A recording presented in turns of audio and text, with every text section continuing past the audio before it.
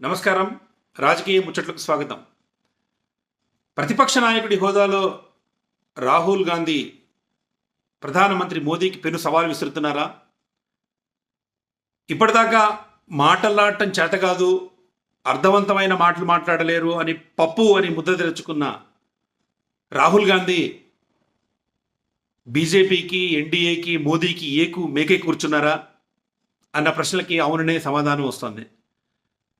ప్రతిపక్ష నాయకుడి హోదాలో కాంగ్రెస్ అధినాయకుడిగా రాహుల్ గాంధీ ఒక 3 ప్రసంగాలను చూస్తే ఆ మాటల్లో వాడి వేడి పెరిగి అధికార పక్షానికి ఒక కుదుపు తెస్తూ ఉన్న పరిస్థితి కనిపిస్తుంది.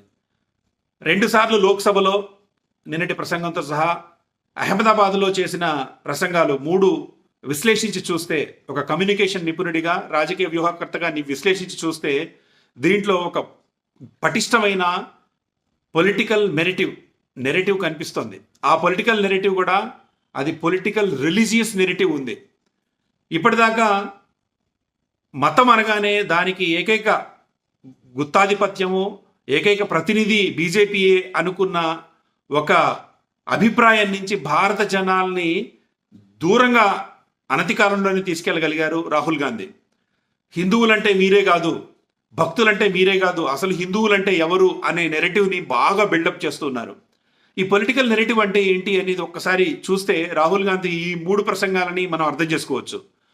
ఒక ప్రసంగాన్ని, ఒక ప్రకటనని ఒక ప్రకటనగానే కాకుండా దానికి ఒక దృశ్య రూపం ఇచ్చే మాటలు మాట్లాడటం పొలిటికల్ నెరేటివ్ అనటం.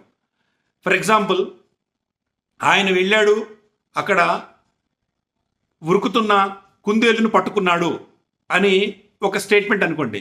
దాన్నే ఆయన ఏకాగ్రతతో దాన్ని చూసి చాలా వేగంగా పరిగెడుతున్న కుందేలిని గమనించాడు.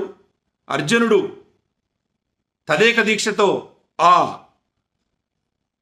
పక్షి కంటిని మాత్రమే చూసినప్పుడు ద్రోణాచార్య గారి సమక్షంలో ఎలా ఉన్నదో ఈయన కూడా అట్లనే తదేక దీక్షతో కుందేలు చూస్తున్నాడు.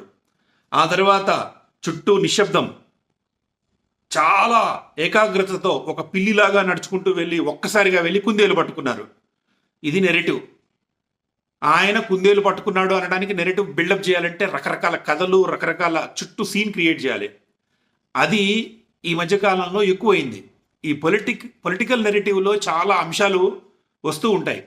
దాంట్లో భాగంగా మతం ఒకటి. ఆ మతాన్ని తమ నెరేటివ్లోకి బాగా తీసుకురాబట్టే బీజేపీ ఇంత ప్రచండ వేగంతో ఎదగలిగింది.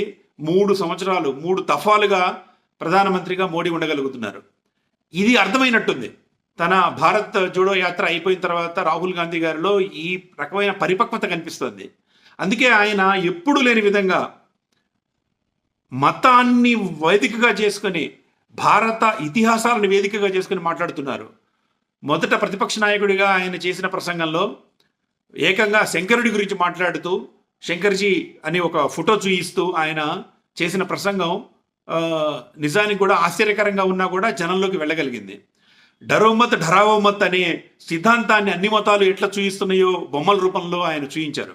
అట్లానే శంకరుడి మెడ చుట్టూ ఉన్న పాముకి అర్థం ఏంటి, శంకరుడి త్రిశూలం వెనక ఉండడానికి, చేతులు కాకుండా వెనక ఉండడానికి అనేది ఆయన ఒక నెరేటివ్ బిల్డప్ చేశారు. ఇదంతా ఒక ప్రజల మధ్యలో ఉండిపోయేది. అంటే ప్రజలందరినీ మోదీ గారు భయపెడుతున్నారని, పార్టీలో బీజేపీలో ఉన్న వాళ్ళు కూడా గడగడ వణికిపోతున్నారని ఆయన ఎస్టాబ్లిష్ చేయగలిగారు. అది జనంలోకి తీసుకెళ్ళగలిగారు. అన్నిటికన్నా మించి నిన్న జరిగిన లోక్సభలో ప్రసంగం ఒక అద్భుతమైన పొలిటికల్ నెరేటివ్. దాంట్లో కొంత అతిశయోక్తులు ఉండవచ్చు, కొన్ని అసత్యాలు ఉండవచ్చు, అబద్ధాలు ఉండవచ్చు. కానీ నిన్నటి నెరేటివ్లో కూడా ఒక గమ్మత్తు ఉంది. ఆయన తను శంకరుడి గురించి చెప్పిన విషయాన్ని ప్రస్తావిస్తూ మళ్ళీ దాన్ని ఒక రివైండ్గా చేస్తూ భారతీయులందరూ కూడా చాలా జాగ్రత్తగా గమనించి అభిమానించే భారతాల్లో ఒక కథని, ఒక ఘట్టాన్ని ఆయన వేదిక చేసుకున్నారు. అదేంటంటే పద్మవ్యూహంలోకి వెళ్ళిన అభిమన్యుడు ఎలా దెబ్బతిన్నాడు, ఆయన్ని కౌరవ పక్షం ఎలా దెబ్బతీసింది అనేది చాలా అద్భుతంగా చే నెరేట్ చేయగలిగారు. ఆ పద్మవ్యూహాన్ని దాంట్లోకి వెళ్ళినప్పుడు ఒక 6 చాలా పకడ్బందీగా ప్లాన్ చేసి అర్జునుడి మొత్తం సర్వస్వమైన అర్జునుడి కుమారుణ్ణి ఎట్లా దెబ్బతీశారు ఏంటి అనేది చెప్పారు. ఇది చెబుతూ ఉన్నప్పుడు ఆయన పదే పదే పద్మవ్యూహంలో భారత ప్రజలని కేంద్ర ప్రభుత్వం ఎట్లా నెట్టిందనే ఒక సీన్ని క్రియేట్ చేయగలిగారు. అది ఎంత అద్భుతంగా క్రియేట్ చేసుకుంటే రైతులని ఈ రకంగా, సైనికులని ఈ రకంగా ఎట్లా ఎంత ఎంత రకంగా ఇబ్బంది పెట్టింది. పద్మవ్యూహంలోకి వెళ్తున్న వాళ్ళలాగా అందరం కూడా దాంట్లోకి వెళ్తున్నట్టు, చుట్టూ మోడీ గారి సైన్యం ఉన్నట్టు, ఒక 6 అక్కడ కూర్చొని దేశ ప్రజలందరినీ ఇబ్బంది పెడుతున్నట్టు ఆయన ఒక అద్భుతమైన సీన్ క్రియేట్ చేశారు. ఇది మామూలు చక్రవ్యూహం గురించి ప్రస్తావిస్తూ ఆయన చేసిన ప్రసంగం ఆకట్టుకునేదిగా ఉంది. ఇదేంటంటే ఈ నెరేటివ్స్ బిల్డప్ చేస్తున్నప్పుడు దృశ్యం మాలిక మన కళ్ళ ముందు కదలాడేటట్లు చేయటం ఒక కళ. ఈ మధ్య కాలంలో రాహుల్ గాంధీ గారు ఆ కళని బాగా వంట పట్టించుకొని ఈ పాత్రలన్నీ, అప్పటి మహాభారతంలో పాత్రలన్నీ ప్రజల్లో నలిగి ఉంటాయి. ఆ పాత్రలన్నిటినీ ఆయన ఇప్పటి ఆధునిక భారతంలో వాళ్ళతో పోలుస్తూ అది వీళ్ళందరూ ఆ పాత్రలను ఎలా రీప్లేస్ చేశారో చెబుతూ తన వాదనని గట్టిగా వినిపించారు. ఇది ఒక అద్భుతమైన పొలిటికల్ రిలీజియస్ నెరేటివ్ అంటారు దీన్ని. ఈ యాక్చువల్గా వ్యూహకర్తలందరూ ఇట్లా చేస్తూ ఉంటారు. తన బాడీ లాంగ్వేజ్ కానీ దీంట్లో పొలిటికల్ నెరేటివ్ ఏదైనా ఎక్స్ప్లెయిన్ చేస్తున్నప్పుడు ఉండాల్సిన అంశాలు ఏంటంటే ఒక ప్లాట్ ఉండాలి, ఒక భూమిక, ఒక కథ ఉండాలా, ఆ కథలో ఒక విలన్ ఉండాలా, ఆ విలన్ తర్వాత ఒక కాన్ఫ్లిక్ట్ ఉండాలి, ఒక పోరాటం ఉండాలి, తర్వాత రెజల్యూషన్ ఉండాలి. ఆయన చూడండి, ఫర్ ఎగ్జాంపుల్ ఒకటి చూసుకుంటే రైతులు ఇబ్బంది పడుతున్నారు, వాళ్ళు ఇబ్బంది పడుతున్నారు, వీళ్ళు ఇబ్బందులు పడుతున్నారు అని ఆయన నెరేటివ్ని చక్రబంధంలో చిక్కుకున్న అభిమన్యుడిలాగా ఎట్లా ఉన్నారు వీళ్ళు, అభిమన్యుడిలాగా ఎలా ఇబ్బంది పడుతున్నారు అనేది చెబుతూ ఒక కాన్ఫ్లిక్ట్ క్రియేట్ చేసి వాళ్ళ గురించి చెప్పి చివరికి ఏమంటున్నారు, మేము అధికారంలోకి వస్తే ఇది చేస్తామని అంటున్నారు. ముఖ్యంగా ఆయన కులగణనకి సంబంధించిన విషయం ఒకటి, రైతులకి చట్టబద్ధంగా మద్దతు ధర ఇవ్వటం ఒకటి, ఈ 2 అంశాలని అద్భుతమైన రీతిలో వ్యక్తీకరించారు. ఇంకొక నెరేటివ్ బిల్డింగ్లో ఒక అద్భుతమైన ఉదాహరణగా ఆయన నిన్న మాట్లాడుతున్నప్పుడు చెప్పుకోవాల్సింది హల్వా గురించి. బడ్జెట్ ప్రసంగానికి ముందు ఆర్థిక మంత్రి గారు హల్వా తయారు చేసి అందరికీ ఇస్తారు, ఎందుకంటే వాళ్ళు చాలా కష్టపడి ఉంటారు కాబట్టి అది సాంప్రదాయంగా వస్తున్నది. ఆ హల్వా పంచిపెడుతున్నప్పుడు ఫోటో ఒకటి చూయించి కూడా ఆయన సీన్ క్రియేట్ చేశారు. ఒకసారి ఆ ఫోటో చూయించి పెద్ద పెద్ద ఫోటోలు తీసుకొస్తున్నారు. ఆయన తీసుకొచ్చి చూసారా, ఒక 20 మంది అధికారులు హల్వా తయారు చేశారు, ఆ హల్వా తయారు చేసి వాళ్ళు ఇచ్చారు, కానీ ఆ 20 మంది అధికారుల్లో దళితులు లేరు, బహుజనులు లేరు, గిరిజనులు లేరు, ఎవరు మనకి ప్రాతినిధ్యం వహించని ఒక 2% మంది మాత్రమే అక్కడ ఉన్నారు. ఆ 2% మంది ఇంకో 2% మందికి హల్వా పంచి పెడుతున్నారు, పేద ప్రజలకు మాత్రం ఏం రావట్లేదు అని అన్నారు. చూసారా, ఒక సమస్యని ఒక హల్వా రూపంలో, హల్వా పంచిపెట్టేవాళ్ళు వాళ్ళే, తినేవాళ్ళు వాళ్ళే అనే ఒక కలరు ఇవ్వటం, ఇది నెరేటివ్ బిల్డింగ్ అంటారు. ఇది ఇంత అద్భుతంగా ఈ మధ్య కాలంలో ఎవరు చేయలేదు. అటాక్ చేయడంలో మోదీ గారు చేసి ఉండవచ్చు, బీజేపీ నాయకులు ఒక వాగ్బాణాలు సంధించడంలో కావచ్చు, కానీ ఇట్లా నెరేటివ్ బిల్డింగ్ ఇంత అద్భుతమైన స్థాయిలో జరుగుతున్న వాళ్ళు ఎవ్వరు ఈ మధ్య కాలంలో లేరు.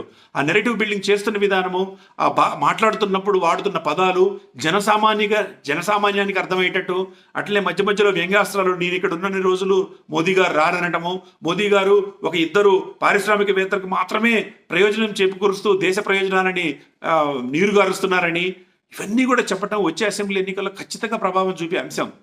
ఈ విధంగా ఈ నెరేటివ్ బిల్డింగ్ని ఆయన తీసుకుంటూ ఒకదానికొకటి మెరుగుపరుచుకుంటూ ముందుకెళ్తున్న విధానం బాగుంది. అయితే ఇక్కడ ఒక సమస్య ఉంది, ఎప్పుడైనా పొలిటికల్ నెరేటివ్ బిల్డింగ్ పర్ఫెక్ట్గా లేకపోతే జోకర్ లాగా అయ్యే ప్రమాదం కూడా ఉంటుంది. అది చాలా కేర్ఫుల్గా చేయాలి. నెరేటివ్ బిల్డింగ్ చేస్తున్నప్పుడు ప్రతిసారి డ్రామా వేయటం కుదరదు. కొన్నిసార్లు వేయచ్చు, కొన్నిసార్లు మామూలుగా మాట్లాడచ్చు.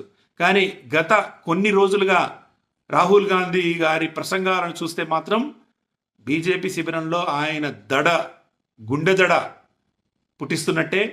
ఇది ఇట్లనే సాగితే మాత్రం త్వరలో జరగబోయే మహారాష్ట్ర ఎన్నికలు, తర్వాత హర్యానా ఎన్నికలు, తర్వాత వివిధ రాష్ట్రాల్లో జరిగే ఎన్నికల్లో మాత్రం ఖచ్చితంగా బీజేపీకి గడ్డుకాలం వచ్చే పరిస్థితి ఉంది. దీన్ని ఎదుర్కొనే వాళ్ళెవరు బీజేపీలో లేకపోవడం, ఆ కిరణ్ రిజిజు ఒక్కరు కనిపించారు నిన్న లోక్సభలో. నిర్మలా సీతారామన్ గారు అయితే ఈయన మాట్లాడుతున్న దానికి తలకాయ పట్టుకున్నారు, తలకాయ కొట్టుకున్నారు. ఆ, మోదీ గారు అయితే ఆయన లేకుండా వెళ్ళిపోతున్నారు. అమిత్ షా కూడా ఏం మాట్లాడే పరిస్థితి లేదు. ఎక్కడికక్కడ ఖండాలకు చేస్తున్నాడు రాహుల్ గాంధీ గారు. ఇది తరచి చూస్తే, నిష్పాక్షికంగా తరచి చూస్తే రాహుల్ గాంధీ మంచి ఫైర్లో ఉన్నట్టు తెలుస్తుంది, కనిపిస్తోంది, వినిపిస్తోంది. ఇది ఎలాంటి పరిణామాలకు దారితీస్తుందో వేచి చూడాలి.